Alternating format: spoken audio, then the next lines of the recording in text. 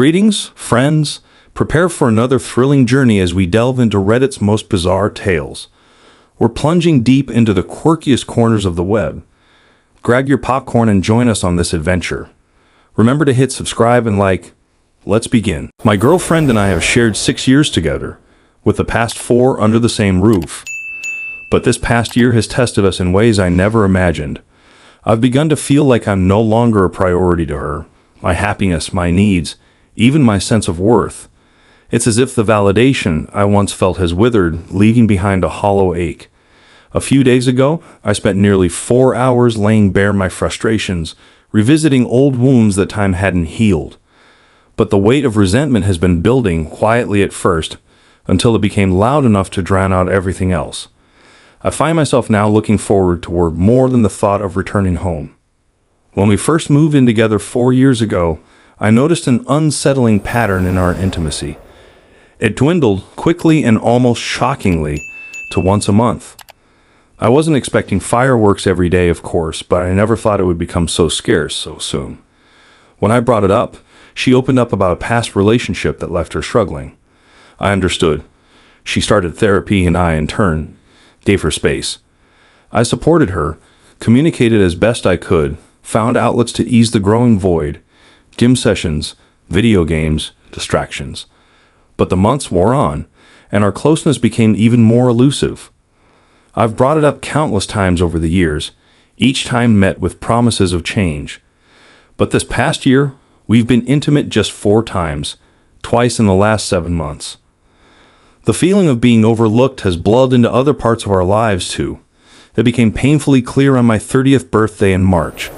There was no celebration, no cake, just a half-hearted suggestion that I buy myself something and deduct it from our shared bills. Had it not been for my coworkers taking me out to the pub, that milestone would have been a bitter memory I'd rather forget.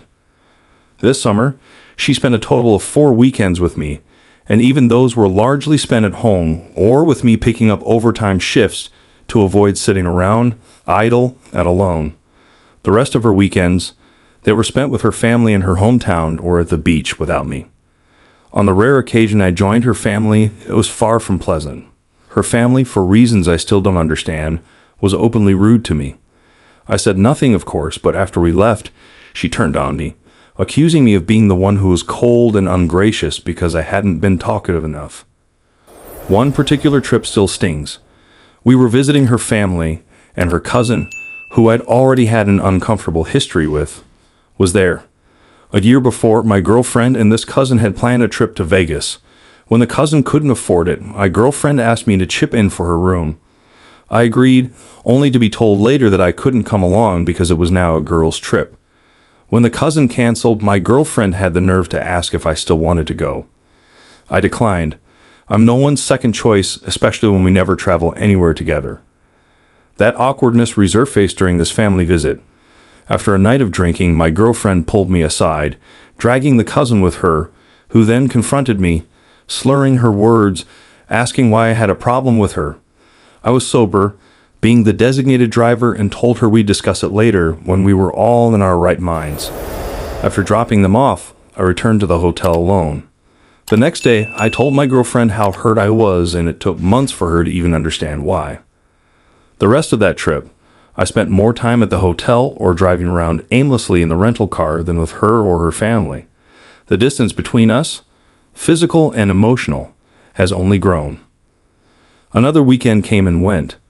She spent it out, drinking with friends until midnight, then spent a whole week cat-sitting for one of those friends, even staying over at their place. Now this friend happens to be one of my best friends too, though we're in one of those stretches where we're not talking. A strange dynamic we fall into from time to time. The weekend after my 30th birthday, the same birthday she barely acknowledged, we visited that friend and his wife. And yet, every time I got any attention, this friend would do something to redirect it to himself.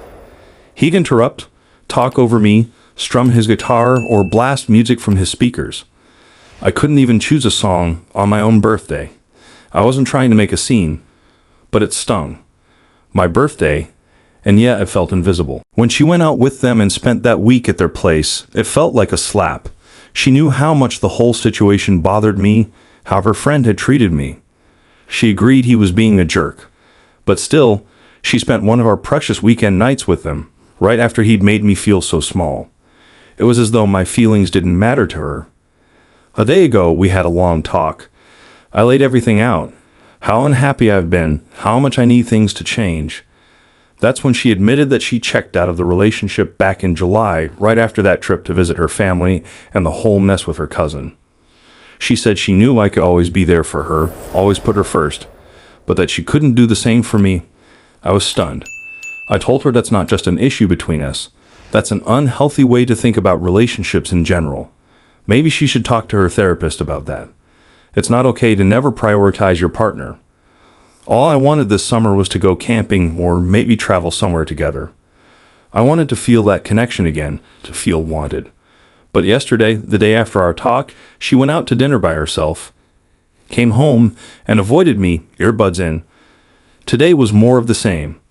I've stopped trying to be affectionate because, frankly, I'm deeply hurt. Tonight, she told me she's going to stay at her uncle's place until Tuesday because she needs to talk to her therapist about how she's feeling. Her session is on Monday.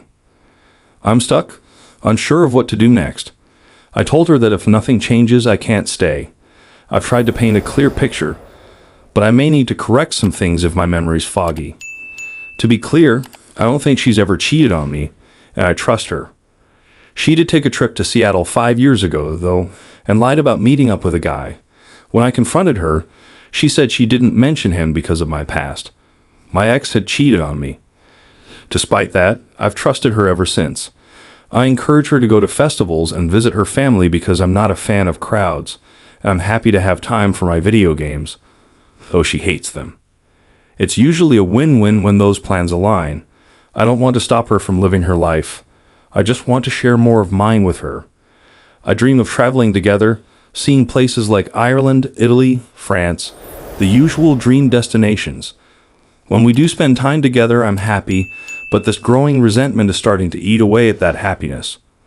I want to start a family, but I'm beginning to fear that it would be a mistake. TLDR, my girlfriend doesn't seem to value my needs, despite years of communication.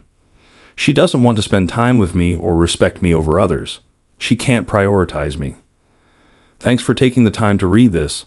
I appreciate any advice you have. My close friends say I should walk away, but after 6 years, I want to make sure I've considered every angle before making such a final decision.